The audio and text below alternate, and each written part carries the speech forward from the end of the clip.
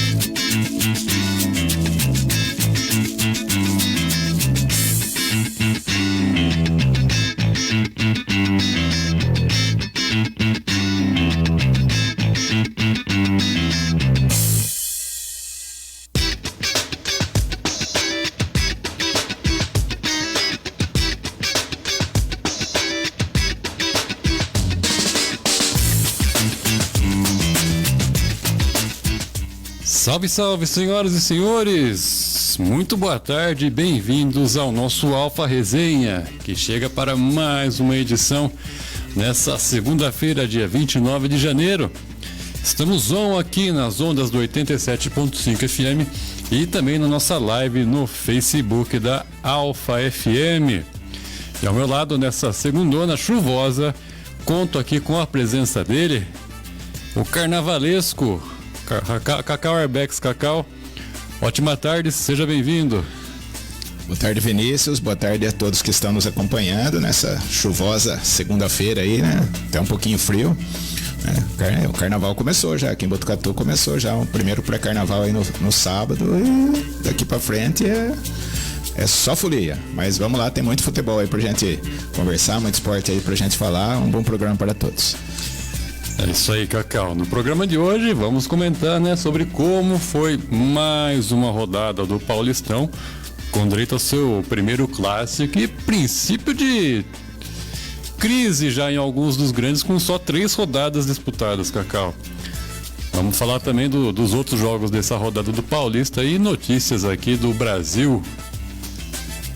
Bom, lembrando que vocês podem mandar sua mensagem aqui na nossa live do Facebook e também para o WhatsApp da Rádio Alfa, 14 99661 6411. Mande sua mensagem aí, participe conosco nessa segundona, nosso pontapé inicial, com muita informação e esporte. Muito bem, Cacau, vamos começar aqui falando então dos jogos do sábado. Começar com o jogo do Morumbi. O São Paulo mostrou força mais uma vez em casa, empurrado por mais de 45 mil pessoas, e venceu a Portuguesa por 1-0 sábado à noite, mesmo numa partida em que não teve o seu melhor desempenho. O Luiz Gustavo fez o gol da vitória no primeiro tempo, quando os donos da casa com o time misto tiveram um domínio maior. Na etapa final, a Lusa deu mais sustos, mas não conseguiu empatar a partida. Então tá aí, Cacau, tivemos aí no sábado à noite o confronto São Paulo e Portuguesa num abarrotado Morumbi. Vitória magrinha do tricolor, 1-0. Valeu pela vitória, né? Como você falou aí, não foi um bom jogo, né? Você que esteve lá no estádio, o jogo foi ruim, né? Pelo menos eu não acompanhei todo o jogo, mas acompanhei uma boa parte. Não gostei do que eu vi, não. O time do São Paulo com uma preguiça que tava dando uma... Tava complicado e a Portuguesa não conseguiu chegar, né? Não teve, vamos falar assim, condições de ameaçar o gol do São Paulo, defendido pelo Jandrei, né? Era uma grande oportunidade aí para a Portuguesa, né? Jandrei, a hora que saiu a escalação com o Jandrei ali, eu já fiquei meio preocupado, mas valeu para o São Paulo somente a vitória. A Portuguesa fez o jogo dela, né? Mas não foi um bom jogo, essa que é a verdade, né? Você que esteve lá pode falar melhor pra gente sobre isso, né? Cacau, o jogo foi morno, a bola rolando em si foi bem morno. A gente tinha expectativa, né, que a gente pudesse acompanhar a estreia do Rames Rodrigues, mas sequer relacionado por jogo ele foi, deu uma certa murchada nos São Paulinos que estavam comigo para acompanhar o jogo lá no Morumbi. Portuguesa entrou numa retranca daquelas, entrou para não perder. O São Paulo teve domínio no primeiro tempo principalmente, mas a Portuguesa em uma outra ocasião escapava com perigo. Chegou a ameaçar o Jandrei, mas no lance foi assinalado o impedimento do Krigor, se não estou enganado. Uma bela defesa do Jandrei. E a Portuguesa ficou nisso. Sofreu o primeiro gol lá, mais uma vez uma falha defensiva, né? A bola sobrando limpa ali pro Luiz Gustavo, que não é de fazer gol também, né? Sobrou para ele fazer o primeiro gol. E na segunda etapa a Portuguesa melhorou a sua postura, né? Deu mais ameaçada, né? Conseguia se fechar bem contra o São Paulo. Tem a questão do Dado Cavalcante, que é um dos discípulos do Diniz, que quer sair jogando lá de trás. E para quem está acompanhando o jogo é horrível. Para quem está no estádio acompanhando é pior ainda. Você fala, vai furar esse toque aí, não vai dar certo, vai interceptar. Mas é isso, a Portuguesa entrou lá com a proposta de não perder, não conseguiu, mas perdeu de pouco. Eu não sei se o São Paulo que jogou mal, a Portuguesa que soube neutralizar, ou foi um pouquinho dos dois. Mas é isso, o São Paulo chegou a fazer o seu segundo gol com o Luciano. Aí no estádio ninguém percebeu que foi anulado, porque não teve nada no telão assim, falando que estava indo pro VAR, nada. Comemoração, parece que chegou até saída no meio de campo, foi esquisito o lance lá para quem estava no estádio. Mas é isso, o São Paulo, o que vale mesmo é a vitória, né? Foi para 7 pontos agora no campeonato, lidera. E a Portuguesa que não conquistou os pontos que não era esperado conquistar, né? Perdeu pro Bragantino e perdeu pro São Paulo. Agora que começa o campeonato mesmo, né? Vai pegar confrontos mais acessíveis, assim, que ela tem que pontuar, começando aí nessa próxima quarta-feira. O São Paulo joga amanhã, faz o seu primeiro clássico do ano contra o Corinthians em Itaquera às 7h30, e a Portuguesa joga no dia seguinte às 7h30 contra a Ponte Preta em casa. Aí o São Paulo, eu acredito que poupou um pouco o time, né? Porque tem 2 clássicos seguidos, né? Então poupou a maioria dos seus jogadores, inclusive o goleiro, né? Que não sei porque poupa o goleiro, né? Estranho no mínimo. Mas tem 2 clássicos, né? Que é o Corinthians amanhã pelo Paulista e a tentativa de quebra de tabu. Mais uma boa oportunidade do São Paulo quebrar o tabu. A gente vai falar disso melhor amanhã, né? E depois a famigerada Supercopa contra o Palmeiras no próximo domingo. Mas isso vai ser levado a sério, né? principalmente ganha maiores proporções por ser um clássico regional, né? Ganha maiores proporções e o São Paulo vai... Esse começo de temporada são esses os dois jogos mais importantes. E lá no estádio também, Cacau, a gente pôde acompanhar a expectativa da torcida, né? Porque teve a estreia do Bobadilha, que não foi bem, para quem estava no estádio, ele não foi bem. Não teve o melhor das estreias. Passou despercebido, verdade. O Igor Vinícius, né, que ficou muito tempo lesionado, machucou de novo, já vai desfalcar o São Paulo de novo. E o Luiz Gustavo, né, que falaram, quem foi o destaque do jogo? Deram o prêmio pra ele só porque ele fez o gol, porque não teve ninguém ali naquele time que se salvasse. Falaram, não, esse cara aqui procurou. O Galopo muito mal também. O Caleri tendo que vir buscar a bola no meio de campo para prosseguir com as jogadas. O destaque positivo em um lance, assim, que era uma chance clara para a Portuguesa, foi o Arboleda, que conseguiu fazer um corte ali preciso, quando ia sair em contra-ataque, e foi na bola mesmo. Destaque negativo também para a atuação do árbitro. O árbitro ruim, viu, Cacau? Gosta de conversar, muito detalhista. Não, a falta não foi aqui, foi aqui, ó, 2 passinhos para trás. Então isso acaba irritando até a torcida que estava presente no Morumbi. A tática também da arbitragem, né? Para o jogo não ser corrido, fica mais fácil para apitar. E destaque para a torcida mesmo, né? Mais de 45 mil pessoas no Morumbi.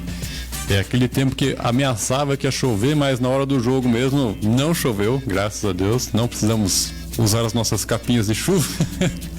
Estão compradas antecipadamente. Com certeza. No estádio devia ser caro. Não, a hora que nós compramos foi a minha prima que comprou. Comprou em Minas Gerais, ainda estava R$5 apenas a capa. Mas é isso, né? O que valeu para o São Paulo foi a vitória. Se consolida aí na liderança do seu grupo e agora se prepara para a sequência de 2 clássicos, um amanhã já contra o Corinthians. Bom, antes de falar do próximo jogo, Cacau, vamos aqui ver quem nos acompanha ao vivo no Alfa Resenha nessa chuvosa segunda-feira. Chegando aqui, ó, Gislaine Oliveira, lá em Vitoriana. Boa tarde, amigos. Tá chovendo aí em Vitoriana, Gislaine? O Juliano Mendonça lá em Fortaleza, acho que lá não deve estar chovendo, né? Também dando boa tarde. E o Carlão em Anhembi também nos acompanhando, dando boa tarde. Não sei se está em Anhembi ou São Carlos, se já acabou a Sanca, se já acabou a participação do Anhembi Futebol Clube. Passa as informações aí pra gente, Carlão, por favor. É isso aí, muito obrigado a todos vocês que estão ligados no nosso Alfa Resenha. Bom, falar de outro jogo do sábado, Cacau. E o São Bernardo venceu o Corinthians por 1-0 lá no 1º de maio, em São Bernardo do Campo. E mesmo com o jogador a mais, desde os 13 minutos do primeiro tempo, o Bernô marcou com o Silvinho, que segurou o resultado e garantiu a vitória contra um Corinthians pouco inspirado e quase sem reação. Ou seja, o São Bernardo teve um jogador expulso, né, com 13 minutos do primeiro tempo e ainda assim segurou o Corinthians. Ou foi o contrário? O Corinthians teve um jogador a mais por quase o tempo todo. Uma partida inteira e não conseguiu vencer o São Bernardo. Esse foi a grande... E assim, e o primeiro tempo, parecia que o Corinthians que estava com a menos. Porque o São Bernardo teve o jogador logo, acho que foram, se não me engano, 13 minutos. 13 minutos. 13, né? 13 minutos o jogador expulso ali, né? Aí eu falei, agora o Corinthians vai pra cima, né? Mas não, o São Bernardo jogou em cima do Corinthians o primeiro tempo todo, né? Aí fez o seu gol e garantiu a vitória. No segundo tempo o Corinthians praticamente não ameaçou, uma outra jogada ali. Mais uma partida horrorosa do Corinthians. Mais uma partida horrorosa. É de se preocupar o que está acontecendo com o Corinthians. Não sei se está aí na pauta, mas a grande polêmica, mais uma vez, o senhor Mano Menezes, né? A gente vai falar daqui a pouco também, né? Mas enfim, tá tudo dando errado pro Corinthians nesse começo de ano, né? A gente, para se ver como tá mal esse time do Corinthians, o Guarani, que não tinha feito nenhum gol no campeonato, foi até Itu, que o Ituano tinha derrotado o Corinthians na quarta-feira, o Guarani ganhou do Ituano de 3-0 lá em Itu. Então, para se ver como que tá fraco esse time do Corinthians, não tá se acertando, colecionou mais uma derrota. Até pela sorte do Corinthians, os outros adversários ali do grupo também foram mal, então ele ainda permanece na zona de classificação, né? Apesar de estar no grupo do Bragantino, que teoricamente seria o grupo da morte aí, né? O grupo mais difícil, não é o que a gente está vendo na prática, e mesmo assim o Corinthians não decola e está preocupando e muito o seu torcedor. Sem dúvida alguma. Começo de 2024, como diz o nosso companheiro Yuri Alberg, fala Yuri Alberto, o Yuri Alberg é 2023 parte 2, né? E, Cacau, e o Corinthians também, para ajudar, né, teve uma lesão do estreante. O Diego Palacios vinha fazendo uma boa estreia pelo Corinthians até deixar o campo nos acréscimos do primeiro tempo. Aos 51 minutos, o lateral equatoriano deixou o gramado após sentir dores no joelho esquerdo.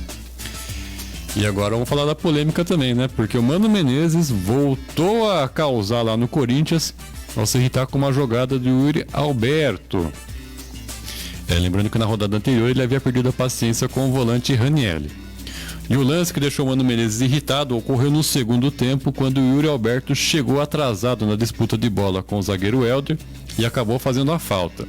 A jogada irritou o técnico do Corinthians, já que o zagueiro ganhou tempo ao pedir atendimento médico e o Yuri correu o risco de receber o cartão amarelo pela jogada. Aí na hora do lance ele disse: "Você é burro? Você é burro?" Então, essas foram as palavras do Mano na hora.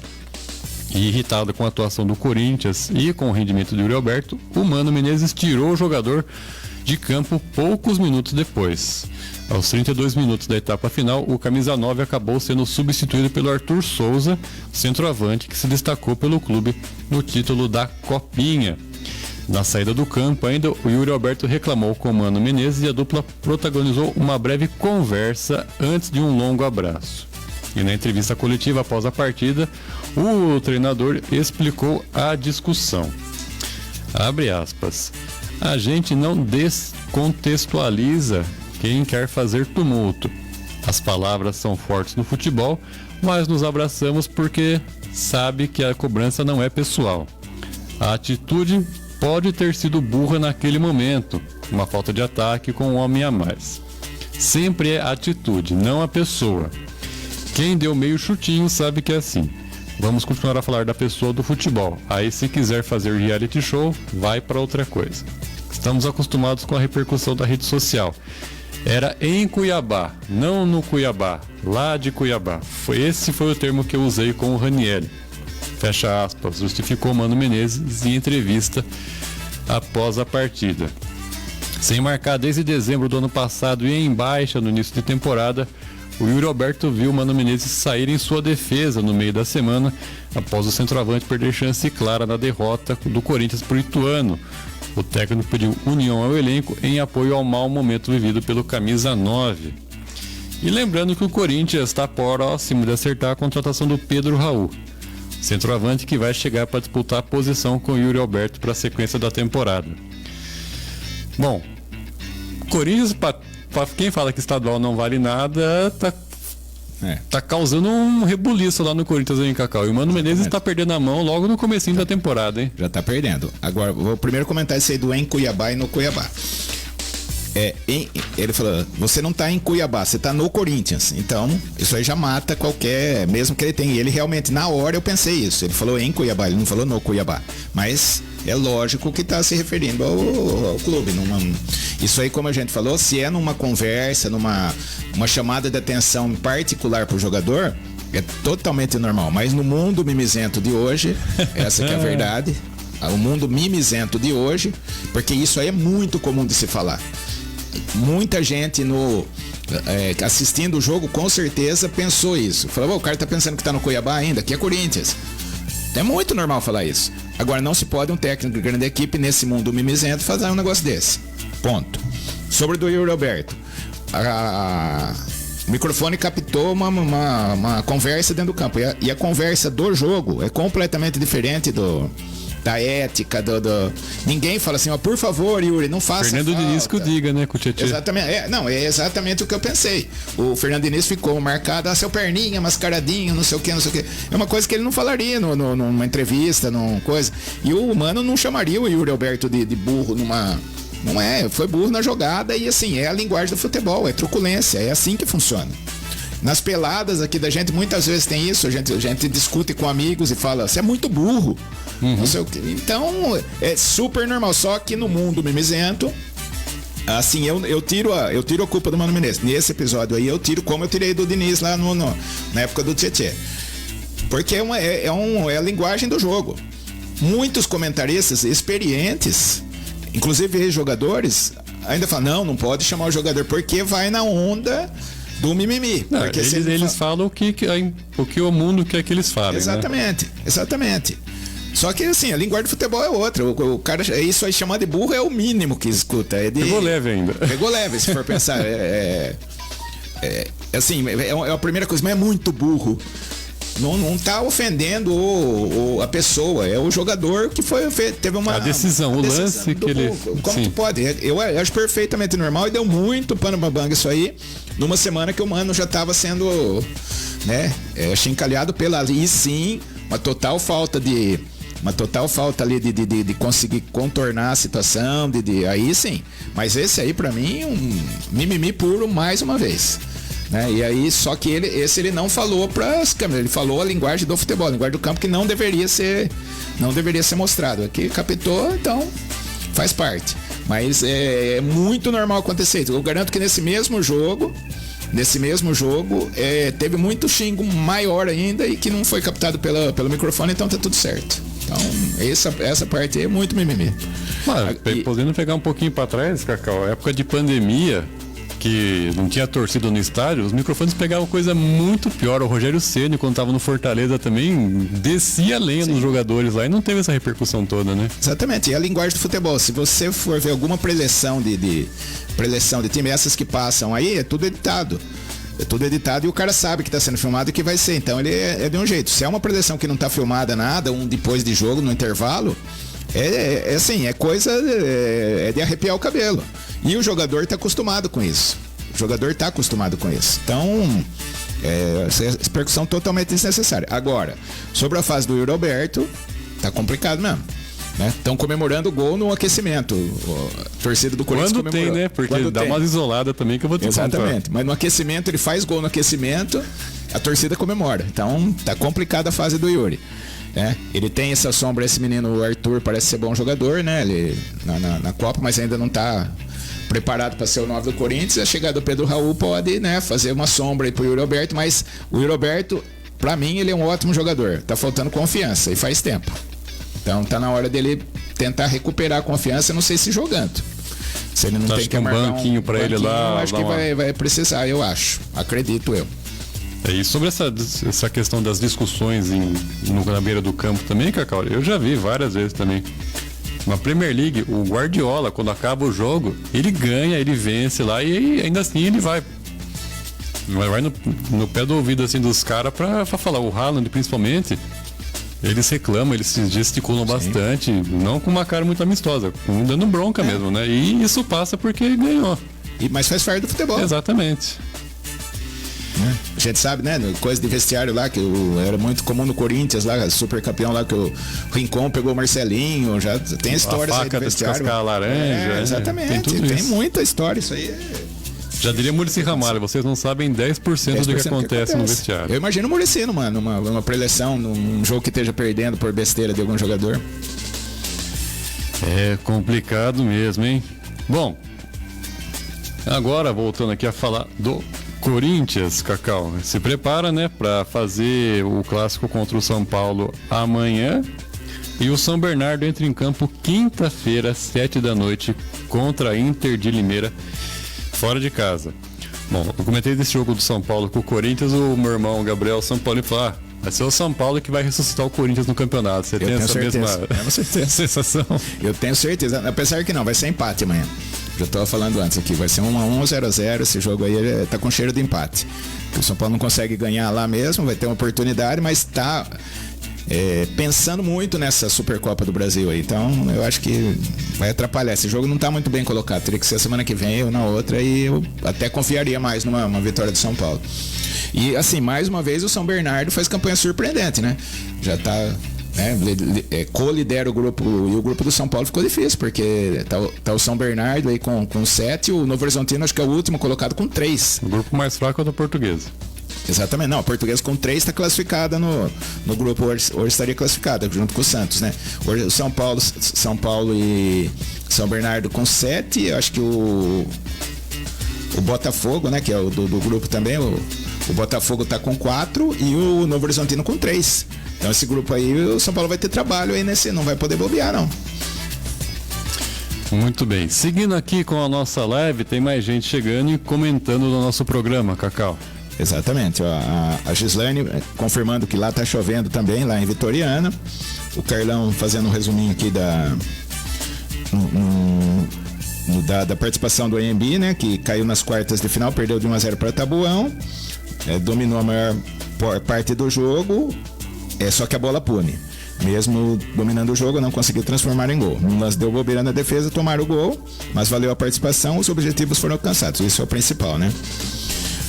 E a professora Deia Souza, boa tarde e excelente semana a todos. Hoje chuvosa, uma chuvosa segunda-feira. Carlão faz uma observação aqui, né? Será que o Corinthians vai ser o Santos 2023? Está cheirando rebaixamento?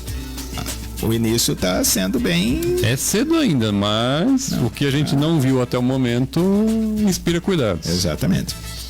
A Andréa Jimenez, né? Boa tarde, meninos. Obrigado pelos meninos. Uma semana abençoada para vocês. Obrigado para nós todos, né? A Gislaine Oliveira falando que o Yuri não é burro, é ruim mesmo.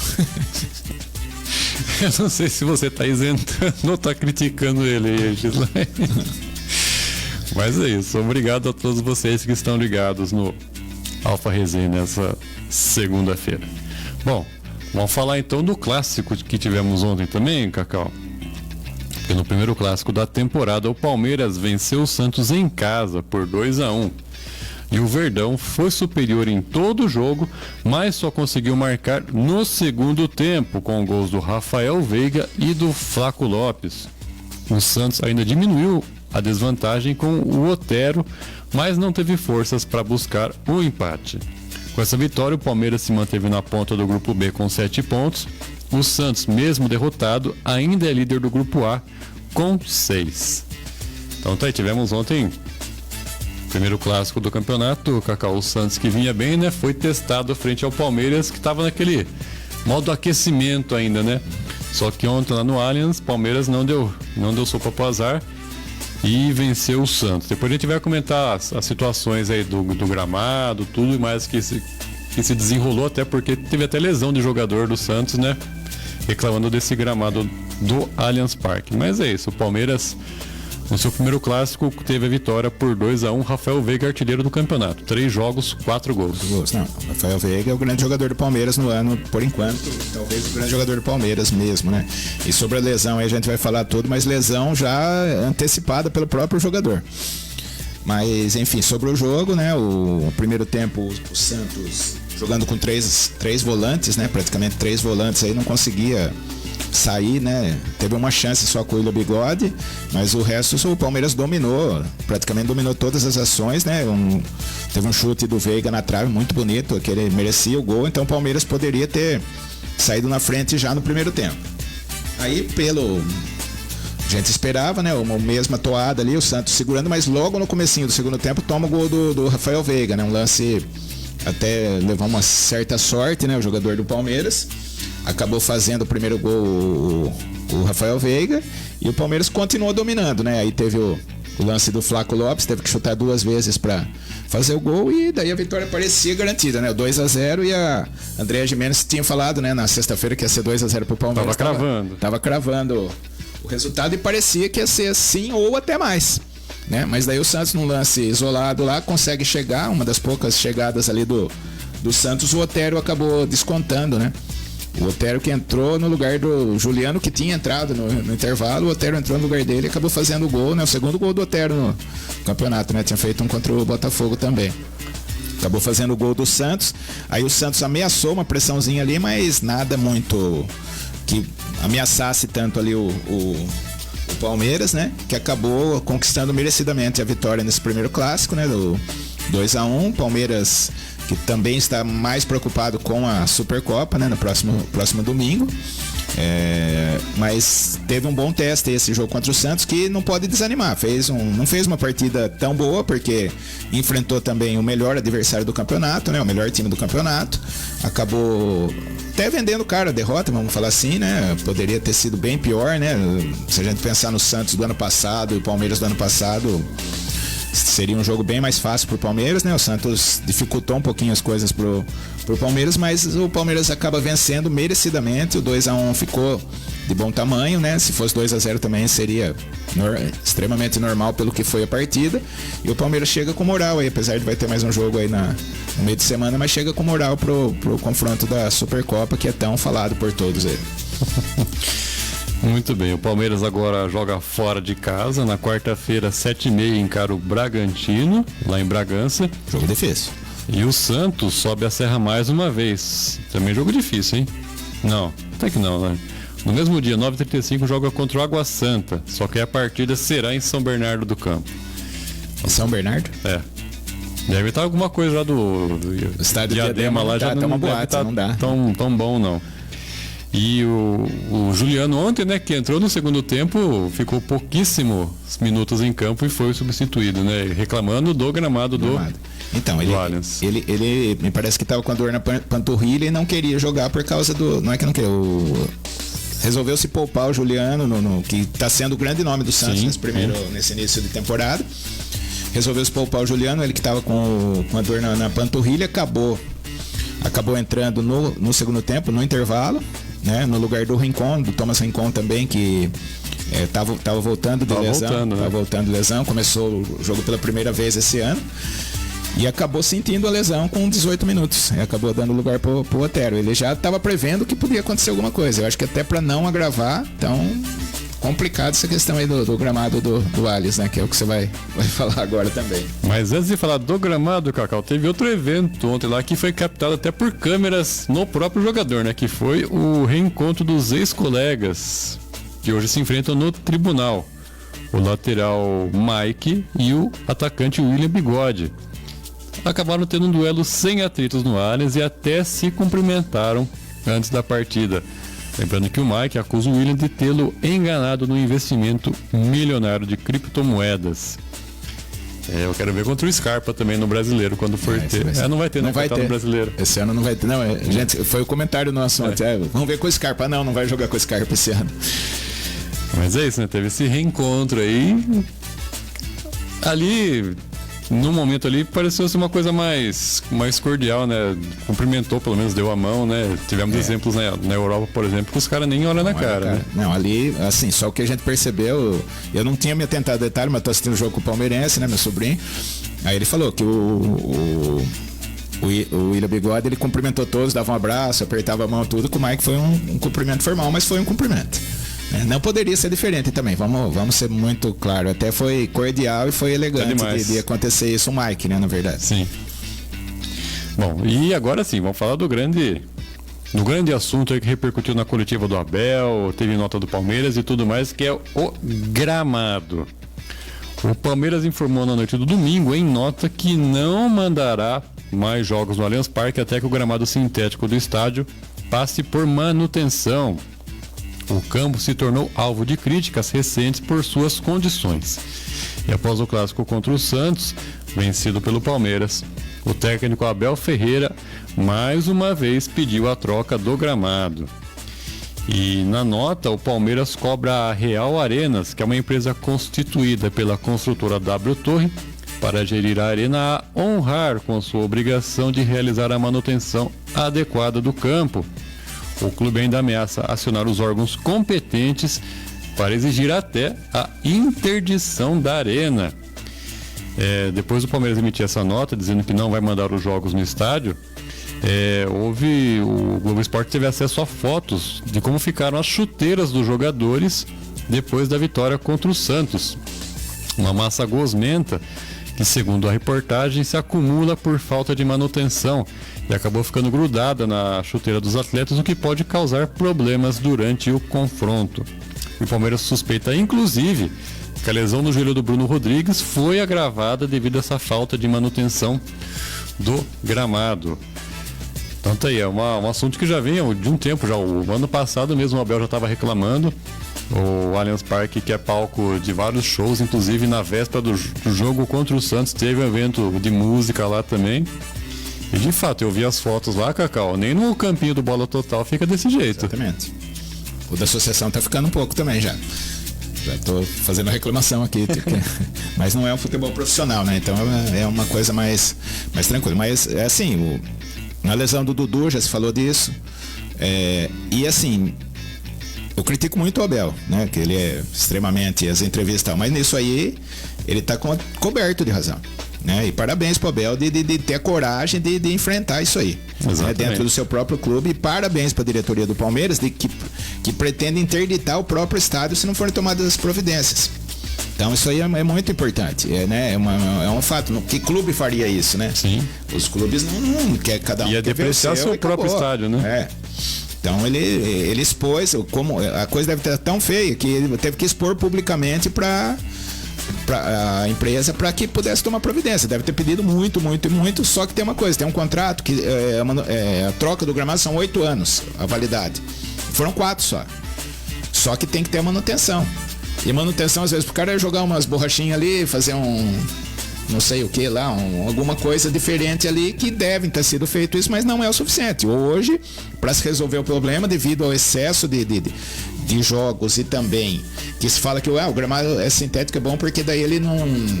Ele aguenta, não tem desgaste. Não é, a verdade não é essa. Ele vai mudando de acordo com a quantidade de jogos, quantidade de shows, né? Porque porque falou, por que não trocou o gramado no intervalo aí, né? De dezembro até janeiro. Não, teve show quase todo dia.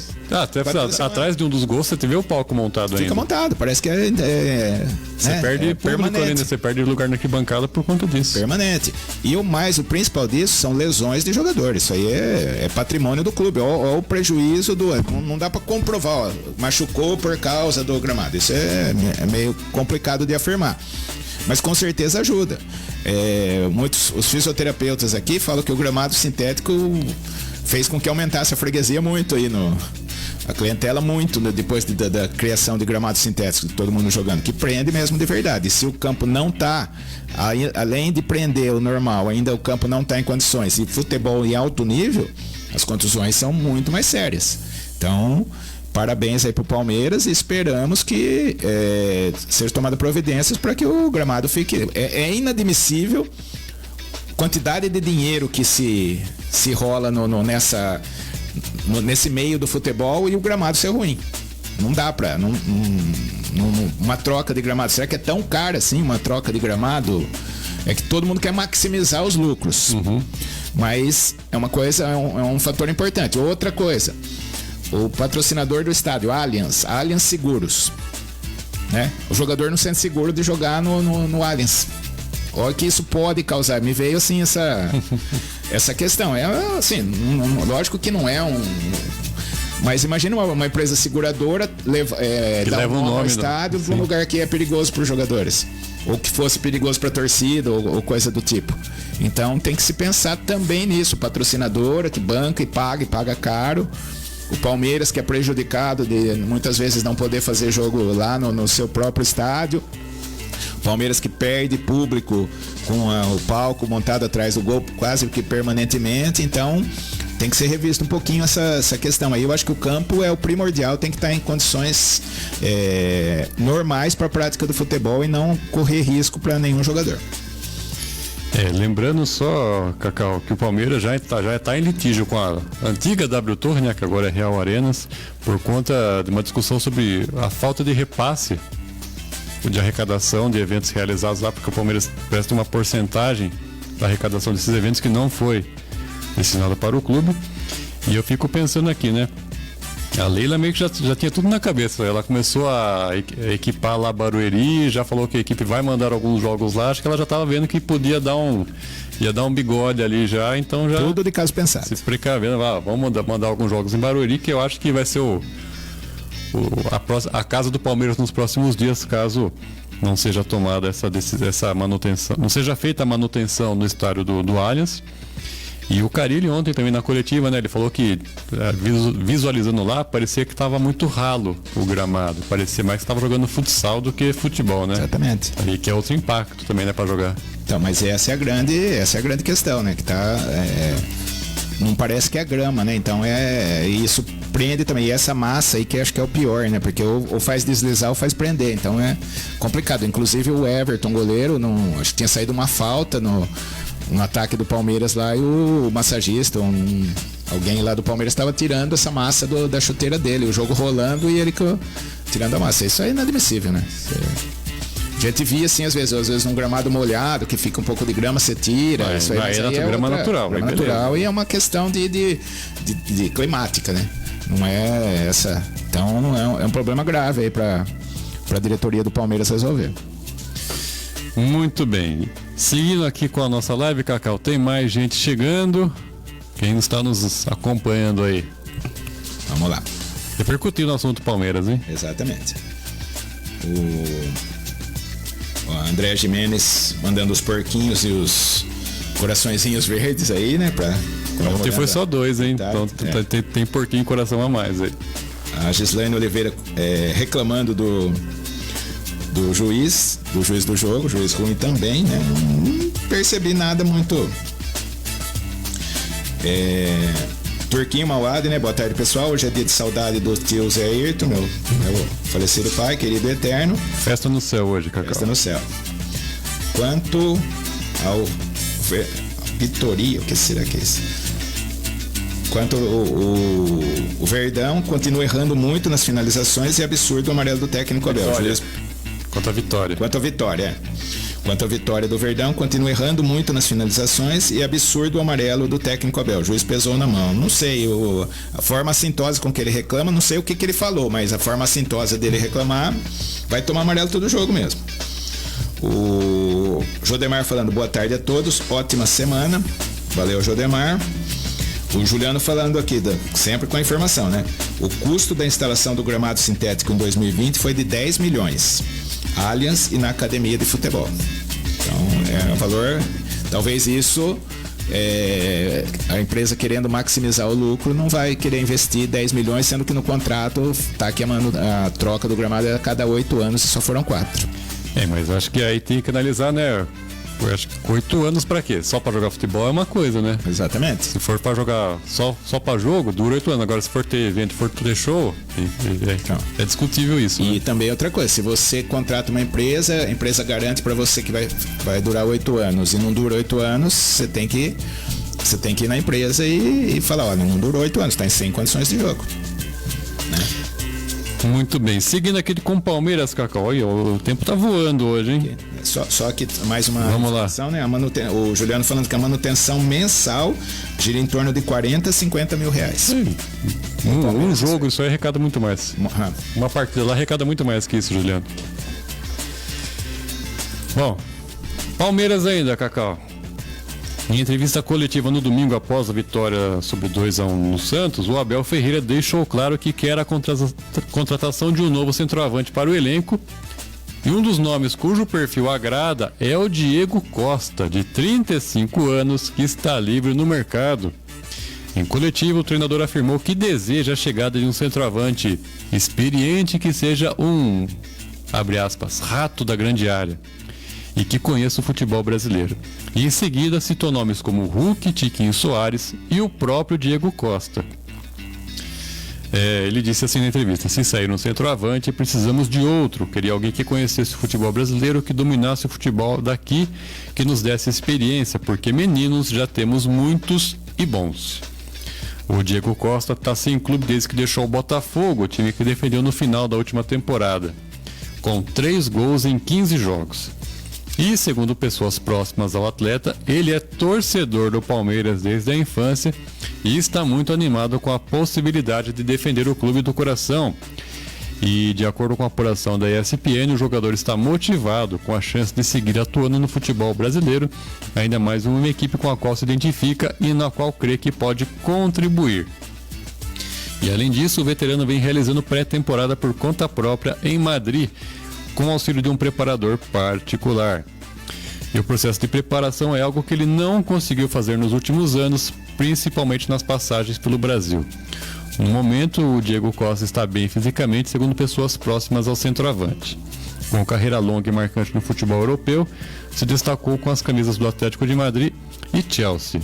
No Brasil, ele jogou pelo Atlético Mineiro, sendo campeão brasileiro e da Copa do Brasil em 2021, e também pelo Botafogo. Lembrando que o Hendrick, que vinha sendo titular no comando do ataque do Palmeiras, deixará o Verdão no meio do ano, quando irá para o Real Madrid. Eu não sei se é uma boa essa opção aí, mas que ele está negociando com o Palmeiras, o Diego Costa está, Cacau. Diego Costa é um bom jogador, um bom centroavante, como se falou, e principalmente esse Diego Costa do Atlético de Madrid e Chelsea, principalmente Atlético de Madrid, no Chelsea. Sim. Mais ou menos, né? Mas essas as duas últimas passagens aqui no Brasil, no Atlético Mineiro e Botafogo, é ruim de elenco, hein? Mesmo sendo campeão, e ele daí entre o Atlético e o Botafogo foi pro clube inglês também, né? Passou pelo Wolverhampton. Também não jogou praticamente. Nenhum gol. E no Botafogo foi. Mas o principal dele, não dentro do campo, o dele é o fora. Sim. Né? Já tá muito claro que é um cara, é um criador de caso, né? Não vai aceitar reserva, né? Não aceitava reserva, mesmo merecidamente, né? O Tiquinho Soares era o melhor jogador do campeonato, ele não aceitava reserva. Ele foi contratado só por conta da lesão do Tiquinho, né? Exatamente. Botafogo. E acabou não fazendo praticamente nada, tanto no Atlético Mineiro quanto no Botafogo. Então vai jogar no Palmeiras. O Palmeiras teve, né, o Luiz Adriano, que foi um caso, né, que ele estava numa melhor fase e tal, e não conseguiu desempenhar um grande futebol no Palmeiras. Agora o Diego Costa, mas eu acho que é um cara que quebra elenco. E o Palmeiras tem tudo. O Palmeiras tem tudo, o Abel tem o grupo na mão, né? Os jogadores obedientes, tudo, né? Todo mundo ali seguindo a cartilha do Abel, que é muito, confia no Abel e vai trazer, eu acho que vai trazer problema. Na minha opinião, eu não sei o que ele pode acrescentar tanto nesse elenco do Palmeiras, mas o Abel conhece do jogo, ele acha que, né, precisa de um jogador desse nível. Eu, particularmente, eu chamaria o Pedro Raul e não o Diego Costa. O Pedro Raul tá dando sopa aí no mercado, não que seja melhor, quem é melhor ou pior, mas o Pedro Raul é um jogador com a mesma característica, grandão, tudo, mais novo. Eu acho que encaixaria melhor no Palmeiras do que um Diego Costa, minha opinião. Bom, vamos aguardar aí cenas dos próximos capítulos, se de fato o Diego Costa pinta no seu clube do coração. E eu acho que é problema pro Palmeiras, hein? Vai arrumar problema. Vai arrumar pra cabeça. Também acho. Bom, outros jogos do Paulista aqui, Cacau. Bragantino e Botafogo ficaram no empate em 1-1. Bragantino assina dentro de casa. Perdeu para o Água Santa e empatou com o Botafogo. Só ganhou da Portuguesa fora, né? Então o Bragantino quebra o olho aí. O próximo jogo é com o Palmeiras. Ituano, em casa, foi derrotado pelo Guarani, 3-0. Eu tinha falado, o Corinthians perdeu pro Ituano lá e o Guarani faz 3, né? O Guarani não tinha feito gol ainda, não. Fez 3 lá em Itu e assume acho que o segundo lugar aí do grupo do grupo do Palmeiras. Tivemos ontem o clássico entre Ponte e Inter de Limeira, 0-0. E segundo fala a grande atuação do goleiro da Ponte, né? Que segurou pro rebaixamento da Portuguesa, luta contra o rebaixamento da Portuguesa foi um bom resultado. Exatamente, eu comentei com o Gabriel no carro isso. Mirassol e Novo Horizontino também ficaram no empate, 1-1, Cacau. 2 times emergentes que só empataram no campeonato, 3 empates, tanto e se não me engano os 3 por 1-1. E também tivemos outro empate entre Santo André e Água Santa, só que esse foi 0-0. Outro resultado bom pro rebaixamento, na luta da Portuguesa contra o rebaixamento. Muito bem, seguindo aqui com o nosso programa, vamos falar agora de mercado da bola. Tá, só o Juliano comentando. Vamos lá. Diego Costa, Deus o livre. Pois é, tem que ser a mesma coisa, né? O Abel tem que ver certinho, tem que ter uma bela conversa com o jogador para ver se ele se encaixa no perfil do time, né? Que o grupo tá bem, né? Tá unido, o Diego Costa, não sei se ia contribuir muito no vestiário do Palmeiras. Bom, falar agora de mercado da bola, Cacau, porque o encontro do John Textor com Rodolfo Landim na tarde do sábado lá em Orlando, nos Estados Unidos, rendeu uma proposta do Botafogo pelo Mateuzinho, lateral direito do Flamengo. O rubro-negro não se opõe em negociar o jogador de 23 anos e as conversas entre os clubes, pela boa relação dos dirigentes, devem evoluir facilmente. O norte-americano se encontrou com o mandatário do Flamengo, conversou sobre o Mateuzinho e os dois chegaram a consenso de valores. E a tendência é que o negócio avance para os estágios finais ainda essa semana. A questão agora passa pelo próprio Mateuzinho. O lateral direito, vale lembrar, recusou jogar no Bragantino no fim do ano passado. Na ocasião, o Flamengo estudava envolvê-lo em um negócio que poderia colocar o Léo Ortiz na gávea. O jogador recusou um salário 3 vezes maior. O atleta dá sua preferência ao Corinthians, onde chegou a treinar por alguns dias durante a última semana, mas a relação entre os clubes está estremecida. E por isso, dirigentes do Botafogo conversaram diretamente com o Mateuzinho nesse domingo e apresentaram o projeto com a intenção do lateral mudar de ideia e tirar o Corinthians como plano A. Um dos triunfos do Alvinegro é a rede multiclubes do John Textor, que também é dono do Crystal Palace da Inglaterra e do Lyon na França, o que pode garantir um caminho mais fácil para o defensor atuar na Europa. O Mateuzinho atuou por cerca de 70 minutos no empate sem gols do Flamengo contra a Portuguesa no sábado, em jogo do Carioca. E no ano passado, o camisa 34 fez 26 jogos e deu 4 assistências. E essa história aí, Cacau, você acha que o Botafogo vai conseguir levar o Mateuzinho e frustrar os planos do já frustrado Corinthians? O Corinthians não dá mais nada, né? Vai só se tiver uma reviravolta muito grande aí, mas eu acho difícil. O que eu acho estranho é o Flamengo tá abrindo mão muito fácil do Mateuzinho, então não deve ser. Confesso que eu vi poucas vezes o Mateuzinho jogar, não sei dizer se é um grande jogador, se é tudo isso aí que tá falando, e se fosse tudo isso, o Tite não sei se. O Flamengo tá hoje é um comprador, não é um vendedor, né? Tá querendo se livrar muito fácil aí do Mateuzinho, apesar de não ter grandes nomes ali na lateral direita, né? O Botafogo entrou na jogada, tem cacife para isso, né? E tem uma negociação melhor com o Flamengo. Mas eu não sei se esse jogador vale tudo isso também que está sendo colocado. O Flamengo está se livrando dele, querendo se livrar dele muito fácil. Então isso aí E eu acho que ele bobeou feio de não ir pro Bragantino. Jogar no Bragantino, receber 3 vezes mais. O Bragantino ficou na frente do Flamengo Não ficou na frente do Flamengo, né? Ficou uma posição atrás, mas estava ali brigando, o campeonato vai disputar Libertadores, é uma vitrine pro exterior. Podendo ter confronto direto com o Botafogo na pré-Libertadores ainda. Exatamente. Então, eu acho que ele bobeou aí. E o Flamengo tem. Ontem foi curioso também a relação do Textor, ele sendo americano, e ontem jogou o Flamengo, jogou com o Orlando. Com o Orlando. Foi no sábado, falou, acho, não foi? Foi no sábado. Eu sou Brasil. A torcida pegou no pé que ele tava torcendo pro Flamengo. Mas foi um meio de caso pensado, a boa relação, tal, aquela coisa. A torcida tem que entender também essa jogada aí, né? E ele é um fanfarrão. Esse Textor é um fanfarrão. Mas muito melhor que o presidente do Corinthians, porque pelo menos ele vai lá e contrata os jogadores, né? Não fica. Ele dá chapéu, né? Dá chapéu. O Luiz Henrique foi um caso, né? E o Mateuzinho pode ser o segundo chapéu em menos de uma semana aí.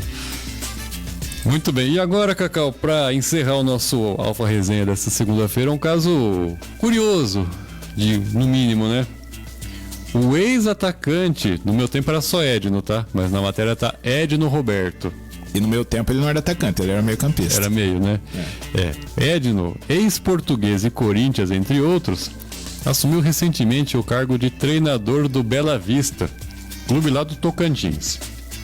Mas nesse sábado, na estreia do campeonato tocantinense, o treinador surpreendeu seus comandados quando resolveu ir para o campo aos 18 minutos da etapa complementar. O Bela Vista perdeu o jogo por 1-0 para o União. Incomodado com o desempenho da equipe, o veterano não pensou 2 vezes e entrou no lugar do Dodô. O treinador / jogador atuou na reta final da partida ao lado do presidente do time, Gilberto Macena, de 39 anos. O mandatário tem carreira ativa no futebol e na temporada passada ele defendeu as cores do Tocantinópolis na Série D do Campeonato Brasileiro. Apesar da experiência do Edno e do Gilberto, a equipe não evitou a derrota por 1-0 para o União e a partida foi disputada lá no Mirandão, em Araguaiúna. Cacau. Curioso isso, né? O caso de treinador / jogador que se escala e entra no jogo. A jogar ao lado do presidente. Não, isso aí. O Edno fez que é mais o primeiro time do Edno foi o Noroeste aqui de Bauru, né? Que ele se destacou um pouco no Noroeste, aí a Portuguesa contratou, né? Ele fez um bom trabalho na Portuguesa. Pelédino, inclusive. Pelédino, na época de Barcelusa. E daí foi pro Corinthians, teve um desempenho discreto. Passou por Botafogo Botafogo, também. depois voltou. Mas eu acho que os grandes momentos dele foi Noroeste e Português. Exato. Né? Mas é curioso isso aí. Me lembra uma história do lá da Paraíba, do Peri Lima, que passou nos grandes momentos do esporte do ESPN lá, não lembro se era o Everaldo Marques, qual deles que fazia o programa lá. Era um senhor de 59 anos, que era o presidente do time, que tinha uma indústria, que tinha um time na Paraíba, segunda divisão da Paraíba, e ele jogava. Mas tava assim, maior que eu no campo, e com 59 anos ele jogava camisa 10 do time. E fez gol de pênalti no campeonato. Ele era titular e não saía. Né? Mas esse foi diferente. O Edno acho que perdeu a paciência, né? E acabou entrando. Quero saber se ele estava inscrito no campeonato. Tem que ver como que pode. Eu até vi que ele tava com uma bermuda, assim, parecia que ele não tava com o short. Tá fortinho também. Tá bem fortinho. Mas são as coisas do futebol brasileiro, né? O narrador lá não se conformava. O presidente, já chegava o presidente e agora o treinador também junto no time. Mas deu mídia. Deu medo, valeu a pena, ficou do campeonato tocantinense e acabou entrando aí no radar aí nas principais notícias do futebol brasileiro. E curiosidade, hein, Cacau? O adversário do time do Edno, o União, é comandado pelo Luiz Carlos Prima, que foi preparador físico da seleção de 94, e o atual presidente é o ex-jogador Tiba, campeão paulista com o Bragantino em 90. Então, aí assim, o pessoal vai caminhando pela carreira e entrando em outras questões aí. É interessante isso, essa eu não sabia. Eu lembro do Tiba, ele é presidente, mas esse não entrou no campo, né? Não, ele é só presidente. Esse é só presidente, né? Pô, você jogou em 90 pra estar jogando ainda, né? Então. Complicado. Bom, esses foram os nossos destaques de hoje do Alfa Resenha. Mas amanhã, terça-feira, estamos de volta para falar desse São Paulo e Corinthians. Vamos ver se tem alguma coisinha para pipocar no Corinthians hoje, né? Porque todo dia tem uma boa nova pra mídia, né? No Corinthians. E o São Paulo disputando esse clássico já de olho na famigerada Supercopa, Cacau. Famigerada Supercopa, é isso aí. Mas o clássico é importante amanhã, mas obrigado aí a todo mundo que participou, todo mundo que assistiu a gente aí. Voltamos amanhã para falar desse grande clássico aí e as demais notícias aí do esporte. Grande abraço a todos, sempre um prazer estar aqui. Valeu, Vinícius. Valeu, Cacau. Muito obrigado a vocês também que nos ouvem, nos acompanham e nos assistem aqui na Alfa FM. O nosso Alfa Resenha volta amanhã a partir do meio-dia. Tenham todos uma excelente tarde. Valeu!